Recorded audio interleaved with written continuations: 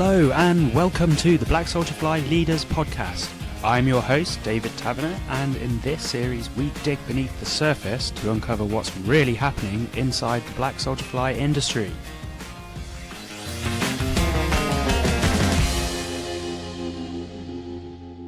Hello, good morning, good evening, good afternoon, wherever you are in the world, whatever time it is. With me today on the Black Soldier Fly Leaders is a man who has been a big part of the North American insect industry. So without further ado, it is Aaron Hobbs of NACIA, the Executive Director, I think that's your title, of NACIA in North America. Welcome to the Black Soldier Fly Leaders podcast. And I start my first question all the time by asking, how on earth did you get into this industry? Well, good morning for me. Good day for everyone else again, wherever you are. Thank you so much for giving me the opportunity to be with you and to talk a little bit about what's going on here in North America. So how did I get into this? Indirectly, maybe would be the best answer. I had no knowledge of this industry just over 4 years ago when I joined. I was doing some consulting and some other things, and I saw there was this opportunity to be the executive director of NACIA. And I thought, well, that looks interesting. And I started to look into it. And sure enough, it was. I found it to be very intriguing. And when I was looking at some of the priorities for the organization 4 years ago, really about regulation and how to address the market and things like that,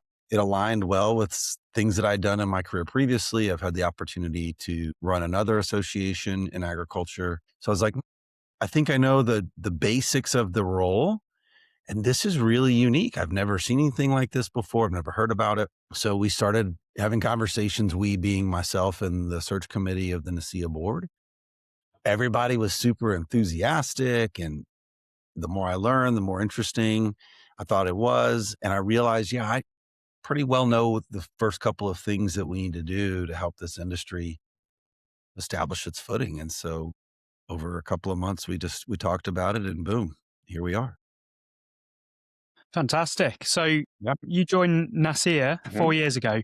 Could you quickly just give a quick brief background as to what NACIA is? And then perhaps you could move into what you've been tapping in those 4 years. Yeah, absolutely. So NACIA, however you want to say it, I don't care, is a traditional trade association, at least in the North American sense. And so the easiest explanation is the organization, and therefore myself as the executive director, we exist for the benefit of the industry and of the membership. So it's a membership-based organization. Our primary membership are companies in North America who are rearing insects, processing insects, and or providing equipment to that business, to that industry. We also have other members in academia, other nonprofits, et cetera. But the purpose of the association and of associations is to support the industry. So that can be anything, but again, I serve at the pleasure of the board and at the pleasure of the membership to advance the industry of insects here in North America. So that's what NACIA is. We have a board of about 13 right now, all elected from the membership. And, they help set the direction of the organization, help work on funding. We're still a small association, so there's a lot of volunteer time as well, manning our committees. Again, my role is to bring the industry together, find those collective areas of interest or challenge, and then address those collectively. And that's what the association does. And then I think you said, what have we been doing? Is that right? Absolutely, please. Yeah, for sure. So again, when I first joined, it was really focused on regulatory barriers or impediments to being able to sell product in the market. So if you think back about 4 years ago, a little more than 4 years ago, there was a lot of investment globally in insects. There was a lot of energy and excitement around insects as food and feed. And so I was brought in again as that was taking off here in North America. As those members at the time were looking at the market, there were certain things that needed to be done so that we could legally sell our products in North America. Definitions as a feed ingredient and definitions for Frass, as a soil amendment or fertilizer. We weren't necessarily precluded from the market. Technically we were. We needed to have a defined ingredient definition to be able to sell our ingredient. And so working through that process was really the primary focus when I first came on board. Some of our members were already doing that work individually and building up the community, if you will, of NACIA, getting the members to work together, helping them understand what was truly proprietary and what was not, so that, again, we could address issues collectively instead of an individual member doing a dossier and paying for the work to go through the regulatory process as an individual company. Why not do that as a collective? Because the way our system works in North America, once an ingredient is defined, anyone that can meet that definition can sell, right? So there was no intellectual property created by doing it individually. Yeah. So the work is something that can benefit all. What is the benefit of all doing the work, though, in your eyes? Lots of things. Probably the easiest one is there is no company in the world that is big enough or wants to make the financial and time investment alone, or they shouldn't, because there's no, from a pure business perspective, there's no short or long-term benefit to doing that. So then collaboration is absolutely key in your view. Absolutely. And I said this early to people, you're wasting your time and money if you're doing this alone, because as soon as it's passed, the person that didn't spend any time or money doing it can sell just like you can. There's no market benefit for you doing this work alone on the regular.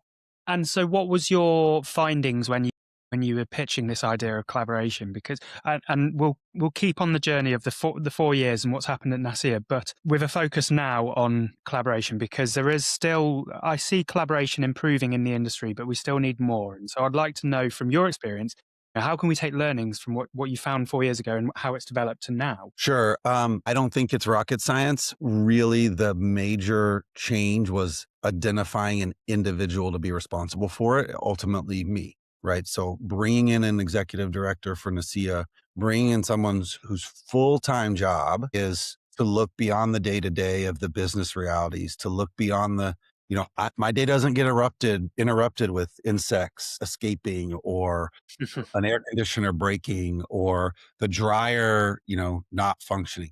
My day, I don't have those interruptions, right? My day is, oh, wait, David, you had this issue and so had that issue yesterday. The two of you should spend 5 minutes on the phone and figure this out together, right? And so really that's what bringing me in and bringing in an executive director did. It's not secret sauce. It's really, to me, it's not magic. It's simply, that is my job, is to see that, to hear that, and then to bring people together. But also it was somebody to pick up the phone in the early days and get on the phone with the company and understand their issues and understand their challenges and also not be a threat, right? So someone could speak to me in those early days who maybe at the time didn't feel they had a peer, not that I necessarily was one, but I was a neutral third party, right? I wasn't going to steal anything from them. I wasn't going to take something they said and make my process better. I don't have a process. So it was just building those relationships individually with companies. And frankly, that relationship and trust, so that then I could come back and say, hey, you know what? You really need to reach out to so-and-so. You are dealing with a very similar challenge, or they've already dealt with that. And I really think you should reach out and talk to them about it.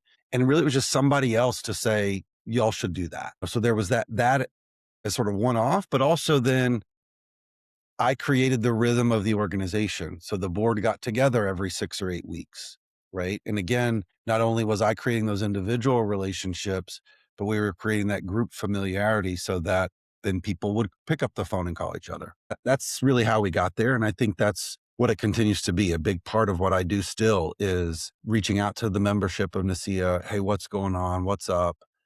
And then they tell me something that they don't think somebody could help them with. And sometimes I'm like, hey, you know what? I just talked to your neighbor and they're dealing with the same issue. Y'all should connect. Brilliant. Sounds like you're doing some good work there. Could you continue that story on your journey of the 4 years? And you were talking, first of all, like you identified that there wasn't so much collaboration. You brought it forward, but then you continue on the story, please. Yeah. So again, the thing that everyone was concerned about 4 years ago was, can we sell? Do we have the regulatory approvals we need to sell? So that was priority number one. The majority of my time, though, that first year and a half, was understanding those processes, and not understanding them, but building the familiarity of the regulators with our industry. And so, Aaron, what was the regulatory hurdles back then? So again, in North America, to sell into animal feed, you have to be a defined ingredient. None of the ingredients had gone through that process. Or one company, EnviroFlight, had made some really significant investments to start those processes. And so in some case, it was coming alongside them and helping them finish that work. Other cases, it was taking that from an individual company to the association. But it was, again, my only job was going and building the relationship with the regulators and the structures in place to the processes in place to do that and being focused on that. Right. And so we got, EnviroFlight got a definition through. Okay. How do we, hey, regulators, now we have an entire industry, multiple companies. What's the most efficient and effective way for us to continue to expand that so that we can sell soldier fly products to all animals as an ingredient into all animal feeds in North America? And again, working in an iterative way with them. And then essentially, all right, this is how you want to see the materials, and we'll put it forward to you in that order. Going back to the membership and saying, we need studies that do this, we needed data that shows that, building those dossiers as a collective, and then putting it through the process collectively. And so that was really the first 18 months or so, was really focused on that. And Aaron, how did the regulators respond? What sort of challenges did you have actually getting it in front of regulators and then those conversations that you were having with them? There weren't really any challenges per se. It was ignorance, right? They just didn't know anything about it. So it was just a lot of, to my mind, very basic education, right? It was consistent. Part of it was consistently being at the meeting. This group of regulators meets in person twice a year. Well, I was there every time, as were many of our member volunteers. And so when they had a question, they were like, Aaron's over there, I can go talk to him, or Ian's over there, I can go talk to him, or Alex. So building that basic facial recognition in some regards. So as well as that comfort when they were looking at a dossier or a question came in, that they knew who to call, right? And so there was that. And then again, basic education. Individual members came into some of these and did presentations that included, just slideshows or videos about what their processes look like, talking to them about, again, the basic, explaining to them the rules that we follow, right? So that we are unique in some regards, and in other regards, we're an ingredient like any other. And so again, just eliminating their lack of understanding or knowledge was a big part of it. And I Did, wouldn't say it was that challenging. It just needed to be done. did anyone have any considerations over safety? We're dealing with food waste generally. Well, that's the idea, right? Mhm. With food waste, there's always concerns about safety. At least, well, you can tell I'm from a European background because that's big on our agenda. So, Yeah. yeah, did anyone?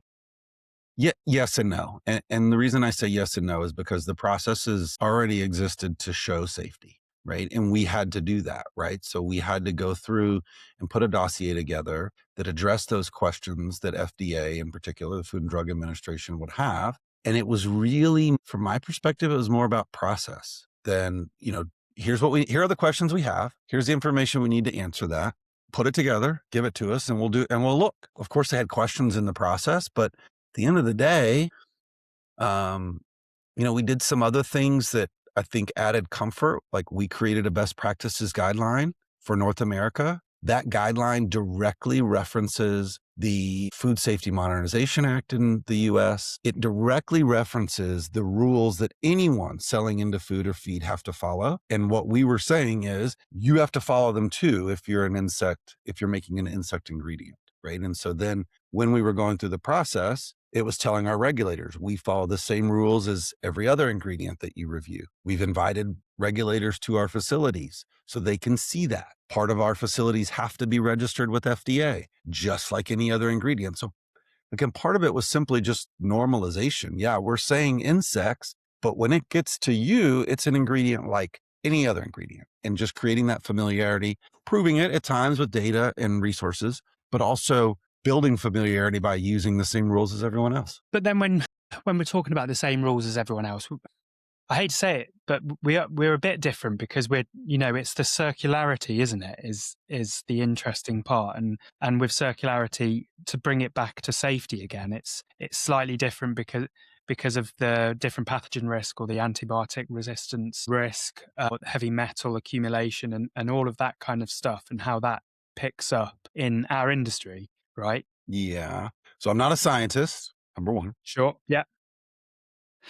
I won't get too far over my skis on that, but North America, and I've said this earlier at the very top of our chat, it's different here, right? We have a very large rendering industry which we work closely with and are closely aligned with. Many renderers, traditional rendering companies are engaged in insects.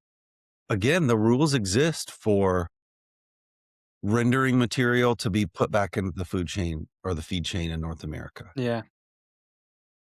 You know, there are some strong opinions in the rendering space about insects not really being any different than rendering, right? And there's some nuance there. We don't necessarily agree 100% with that, but there's so much similarity to industries that exist in North America that, again, it wasn't that big of a challenge. Now, there are certain use patterns for insects that are not allowed today, but they're very, very limited.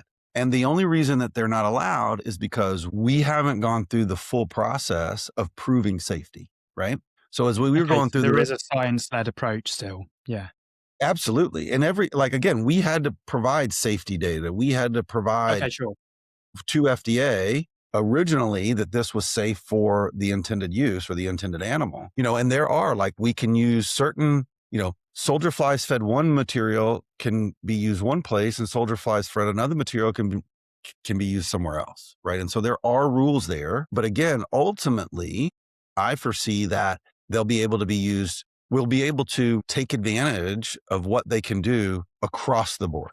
Right. But we're not there yet. Right. We have the most opportunity in my perspective in North America there's still a safety standard. We meet it. We've shown that. We're living by that. And we have more opportunity in North America than other places. But no, we still have rules to follow. And there are still some things that we haven't gone through the process of yet. Right. I personally believe they're safe, but there is a process that we have to prove that to our regulators. And we haven't done that yet simply because we haven't made that investment.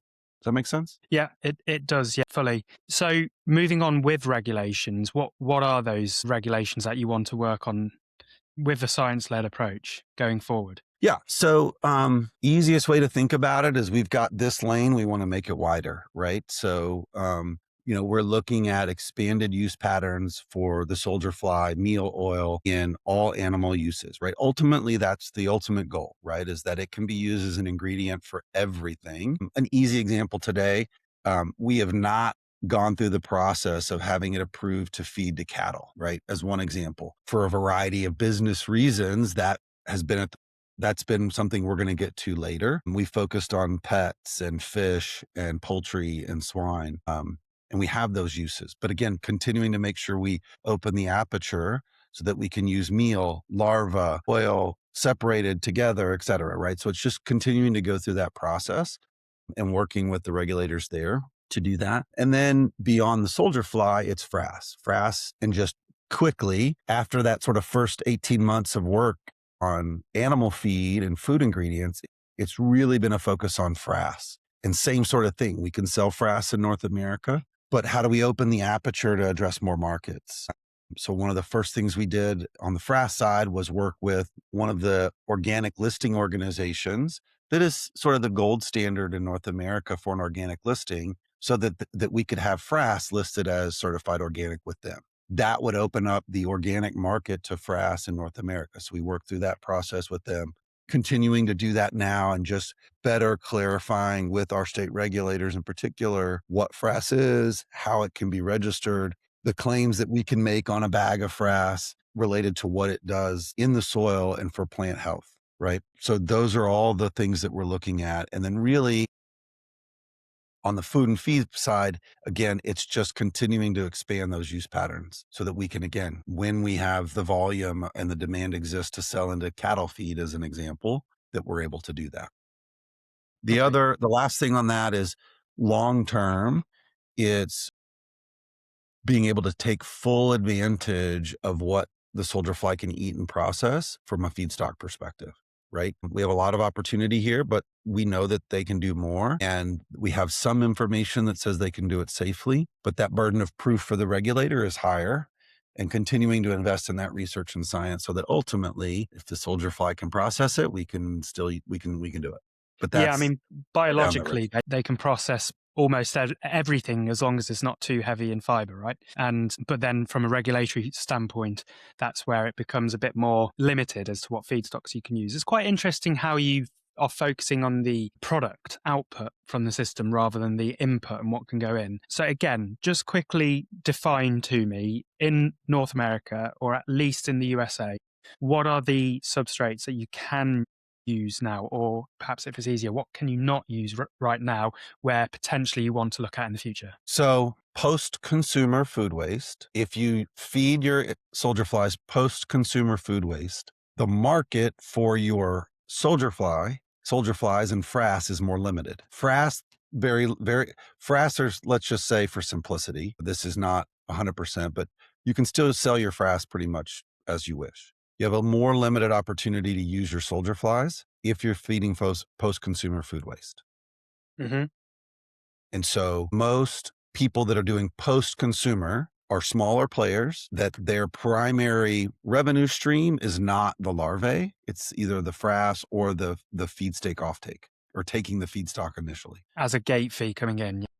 Right. Correct. Pre-consumer food waste can be fed to soldier flies, one of our largest, most successful members. That is their feedstock period. And they can address the market just like any other soldier fly company in North America. Now, they do not take meat. And so they're not allowed to take meat. But again, that's not an issue. Their feedstock doesn't contain that material. Meat is one issue, and meat byproducts, again, on where the reason we look at it from a market is I'm like, all right, we can feed it to the soldier flies, but then what do we do with them? Right. And so you can do that, right? You can feed the meat, but then you're going to be really limited on what you do with the soldier fly. You can still sell a soil amendment fertilizer, but you're selling the soldier flies as a protein source is going to be pretty tight, pretty limited. Same for animal wastes like manures, dairy manure. We have a member who is building a business, to my very layman's explanation, to speed up the process of composting on a dairy. They're not doing that to create a product with their larvae. They're doing it to speed up the composting process for the dairy, and that creates value for the dairy and gives them a final product that they can then use other places more quickly and more efficiently, and with other benefits that you get from using the soldier fly. But again, it's not a It's the frass, basically. It's turning dairy manure into frass. What do they do with the black soldier flies, the actual larvae? Part of the final product is my understanding. Yeah, fine. So it incorporates into the frass. Fine, good. I've seen case studies of that in different places of the world, and it works. If you are focusing on the input, then it's a good model to follow. I want to pick up on what you said about you wanted to focus on getting the products into market or allowed to be in market first. So that's the soldier fly and the frass. And then you'll focus on the inputs and the substrates later. Now, this has happened in Europe in that, the products are acceptable in market with some slight nuance on the regulations. But what we're seeing in Europe, or have seen, is a few large, infamous bankruptcies of businesses. Now, there are many reasons outside of the regulatory differences, but I think it is one of the reasons in that they cannot use cheap available substrates. So why is it that you've taken that approach to get the market first over the substrates? Because in my mind, it should be the substrates first, because there's no access to market if you can't get the costs down. So maybe the question is, how are North American companies getting the costs down without the really post-consumer and feedstocks? I have a logical answer for that, but it's a bit complicated. And I really think that the reason it's complicated is because we prioritized the way we did based upon where everyone's head was at, if you will, 4.5, 5 years ago. Said very simply, that's what the industry was, that's what they were concerned about, was market opportunity for their product, not fee. When I joined, again, the companies that were in NACIA at the time and that were leading NACIA back then, again, it was, we have our feedstock. They weren't concerned about price, right? They didn't. I would say there was a good number of people that were not concerned, that thought they were going to be able to demand higher price for their final product than was reality, but they didn't know at the time, right? But they had a feedstock for whatever their business model was that they were confident in. And again, that's not what the industry in North America was concerned about when they brought me on board. They were concerned about, can we sell our insect meals in the marketplace? Yeah, that's what the members were worried about. And that's what they were concerned about. Now, fast forward to today, the companies that are still exist in North America and the companies that are growing and or the new entrants into the North American market from a production perspective, they're a little bit more feedstock first, right? They have a feedstock that they've sourced. And even those very exploratory conversations when someone will call and be like, I want to do this, their conversation is, I have a feedstock that helps make the math work. But it was just a different time. I mean, I guess it's not that hard. It was just a different time. They weren't worried about the cost of feed 4 years ago. They were worried about, can they sell their product? Fair enough. And, 5 years, it's a long time in this industry. Sure is. Probably Yep. about a quarter of the industry or something like that.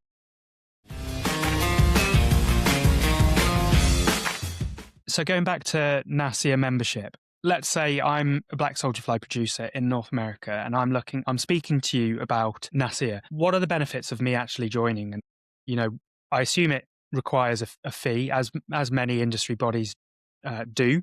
What do you get out of it? And why is it beneficial for me, even as a small or perhaps even a large organization, for joining? Sure. I answer that question a lot. Probably the easiest answer to that question is, by joining the NACIA, you have near instantaneous access to everyone else in this industry, at least in North America. So again, something I do regularly is put people together. When someone, again, whether it's they're having an issue, they're having a success, they figured something out. So again, my job is I'm seeing a lot of it most of the time. And so being able to connect those dots. It's also an opportunity it is still at this stage, and really for the foreseeable future, is set the direction of the industry in North America. Where are we going to focus? What are the things that are the priorities for your business, but also for your competitors? There is, of course, a common good aspect of associations, right? Yeah, if somebody believes that they can build a business and be successful by themselves completely with no one else,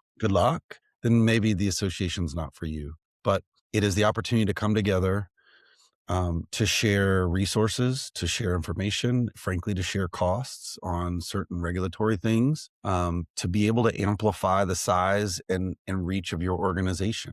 An opportunity to set the direction, right? Be a part of the direction, be a part of the conversation, and have a broader, if not global, vision on what's going on in the industry. And that's what NACIA, that's what you get by being a member, right? So we're still small.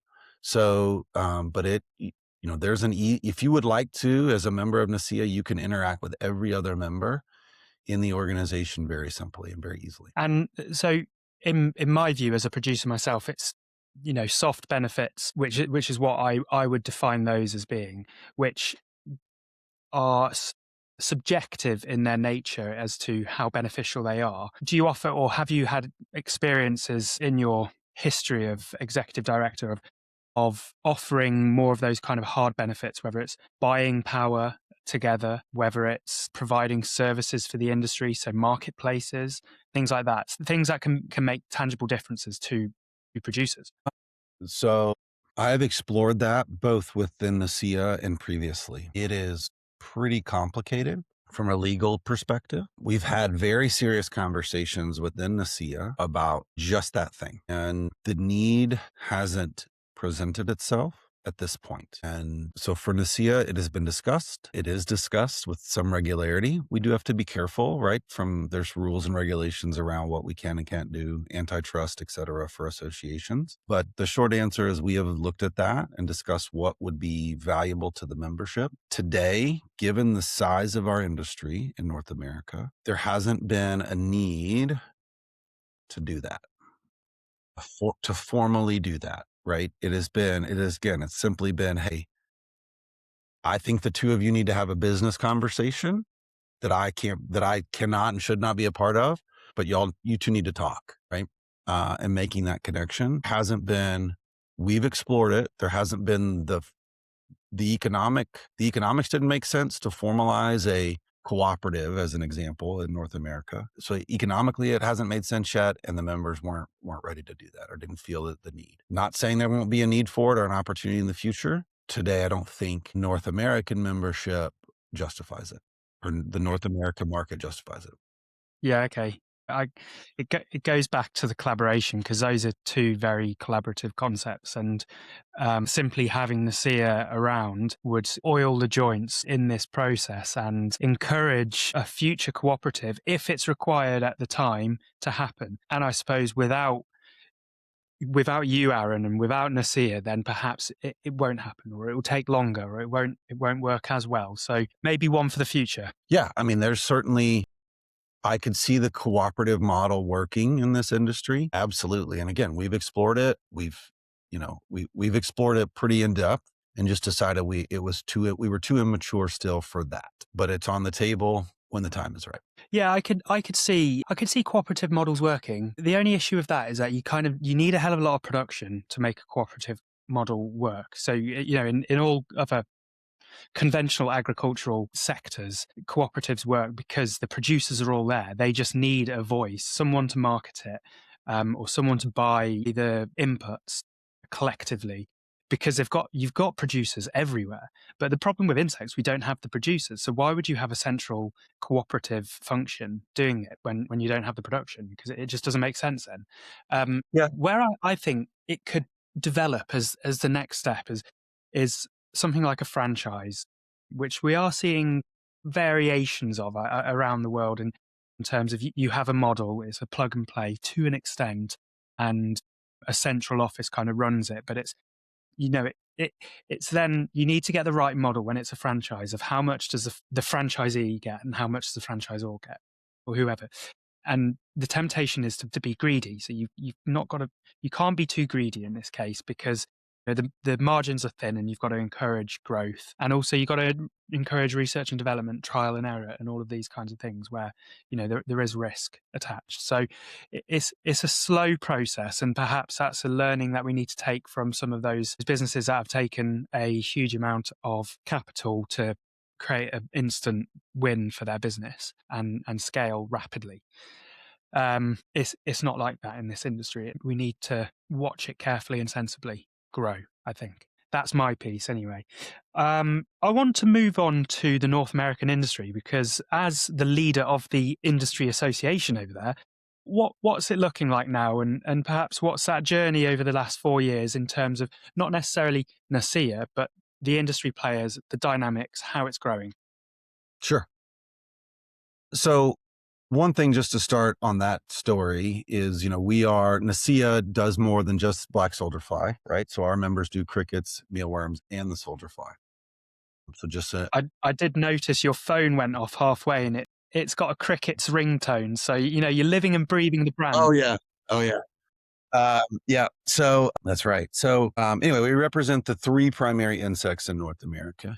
And our journey has had some similarities to what we've seen around the rest of the world, right? We've certainly had the companies that raise large amounts of capital and were very active in the press that ultimately, didn't have long-term success. So we've seen a bit of that as well. Maybe the difference is that we do have a handful of companies at pretty large scale that are still kicking it today. And not only are they're kicking along, but they're seeing some slow and steady growth. From my perspective, my hope and feeling is that we are going to be boring over the next several years. And what boring means to me is we've got really smart, experienced members growing the 3 insect species, that they know their business. They know how to do the hard work, right, of rearing insects. This is not still work, and they have solid businesses today that they're slowly expanding, right? And so to me, that's boring. Doesn't mean they're stagnant. Boring means is we're not making some big headlines. We're growing incrementally. We're seeing opportunities individually. Companies are seeing opportunities individually and collectively. Some of the stuff we were speaking about earlier, where their member companies are collaborating, I'm aware of some of that, and it's freaking awesome, right? It's beneficial to both companies. And so we're seeing, from my perspective, we're seeing that maturation that any industry needs to go through. It's not flashy necessarily, but it's great. Honestly, Aaron, with everything in the media over the last year in the industry, I'd love boring. Yeah. No, Yeah. Me I'd too. get out of bed for boring. Yeah. So, there's still, I can't say that everyone that's that's at the NACIA table today is going to be here in 5 or 10 years. I would say that the opportunity for that is much higher than it was 4 years ago, because again, the joint learning, the opportunity to fail less, right? To learn from previous mistakes exists. There's very few things that you should mess up today unless you're got your head in the sand, right? Because there's somebody that's probably already messed it up. And most people are willing to talk and help. So I think we're going to experience slow and steady growth. We have, from a membership perspective, which is kind of how I measure it, our membership is pretty steady over even the 4 years, even with some of those big European losses that impacted us as well. But our numbers are pretty steady. We've got 3 companies in the soldier fly space in particular that are just good, solid, producing, and slowly growing. We have similar numbers in the mealworm space, same thing. They're growing in many cases, and they're creating new opportunities for themselves and each other. So that's awesome. Crickets are slow in North America. There's been kind of a shift. I would say there has been a shift away from human food discussions. Still something that some of our members are working on, but certainly not the priority. And crickets historically have been more focused on human consumption. And the companies that are rearing crickets are still doing that. They're doing it successfully, just not a primary focus at the time. And then again, we continue to have membership growth.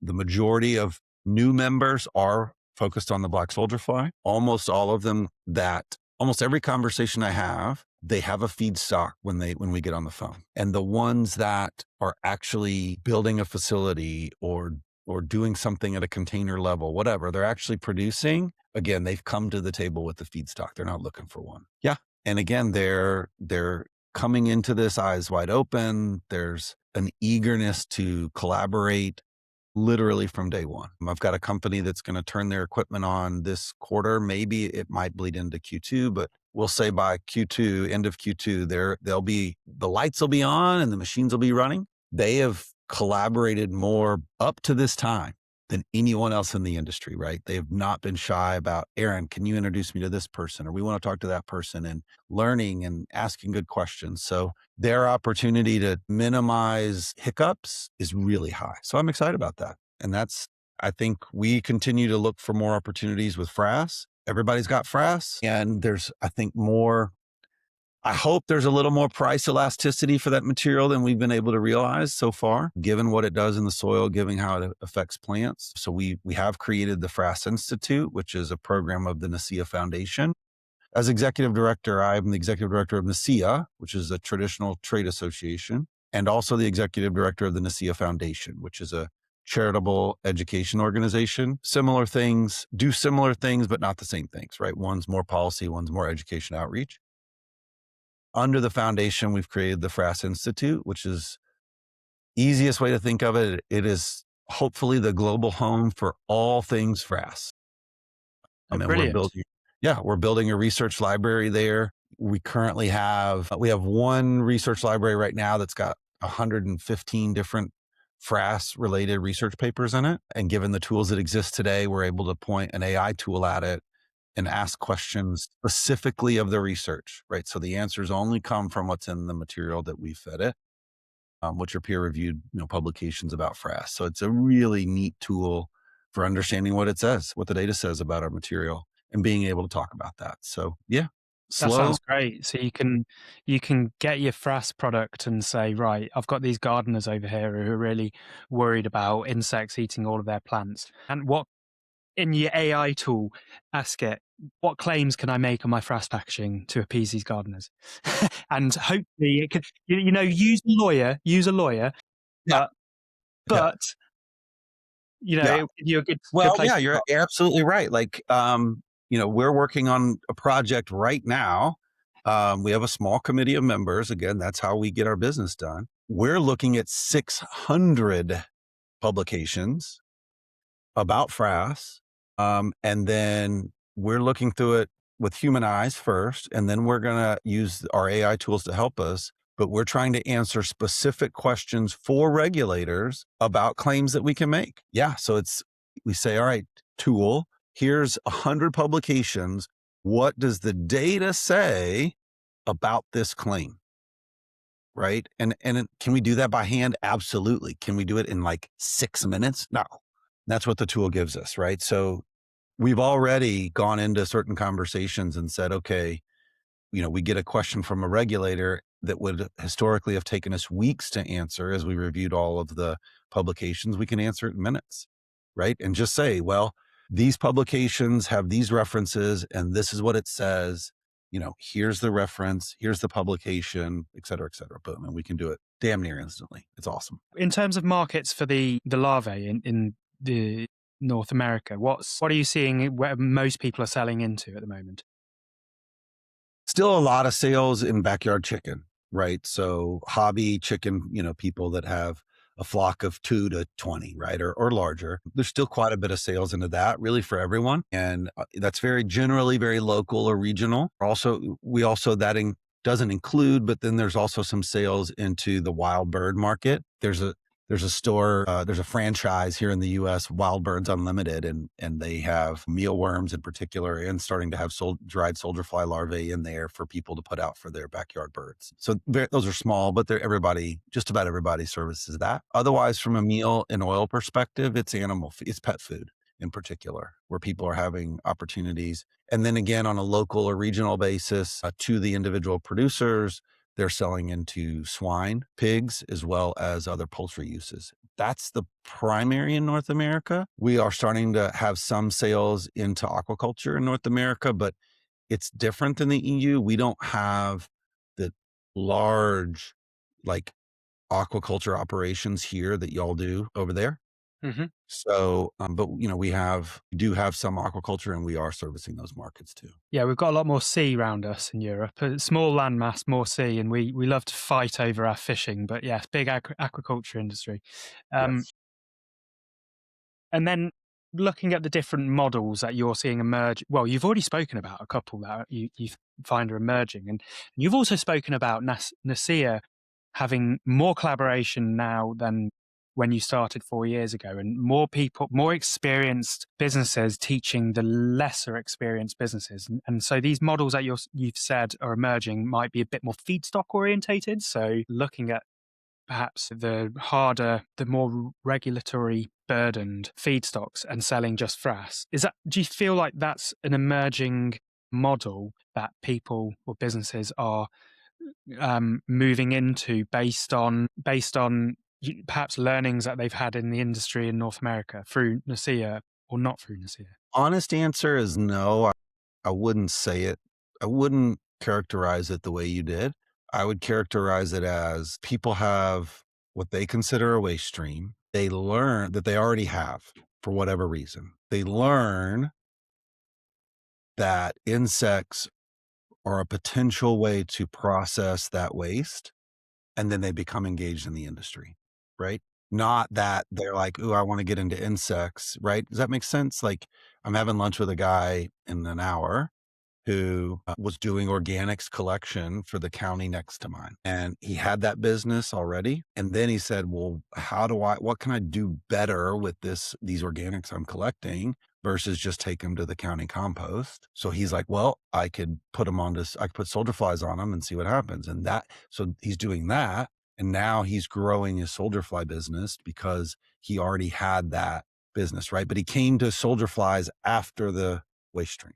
And again, like, some of the calls that I've had recently have been, hey, we've got this waste stream, this organics waste stream. Tell me how could we use soldier flies there? That's more of it. Does that make sense? Mm-hmm. That's how I would characterize the growth, right? Not necessarily that people are like, ooh, I want to get into it. No, it's more like, all right, this is a really great tool. I've heard about this tool to address this issue. Can we do it?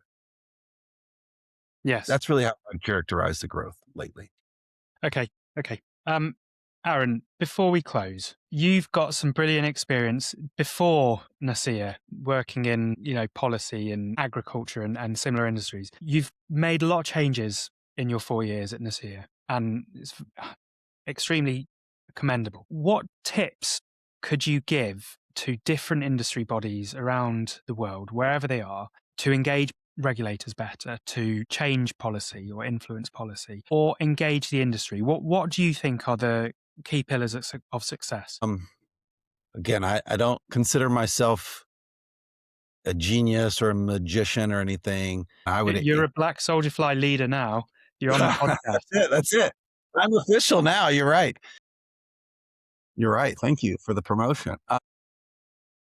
Really, at NACIA, but really throughout my career, what's always worked for me is it's just relationship work, right? It's just getting to know people. That's how I've had success really throughout my career, right? Is not being transactional, but being more relational and, building relationship with the regulator or the policymaker or whomever it is. But also it's equally as important to really have good relationships with the membership, especially when I came to NACIA, I didn't know anything about this industry. So it was easy to walk into a member's facility and be like, hey, I know nothing, teach me. But even now, 4 years in, I still have that same sort of idea. Walk in, teach me, right? I got to visit a member back in September and I'd never been to a facility doing what they were doing. And so I went in like a kid that knew nothing, and it was awesome and fun and we had a great time and I learned a ton. But everything for our success has been around just from my perspective, the simple, at times challenging and time consuming work of building relationships with the people that, for lack of a better way to say it, have the power, right? Getting to know the regulators, understanding how they work, holding them accountable to doing their jobs and following their processes and all that. But again, having the relationship with them to be able to push and say, hey, we need to keep this moving, or you're treating us different than them. That's not going to fly. But yeah, just being present, having the relationships is really what's allowed me to be successful. From an advocacy and lobbying perspective, the most important thing that I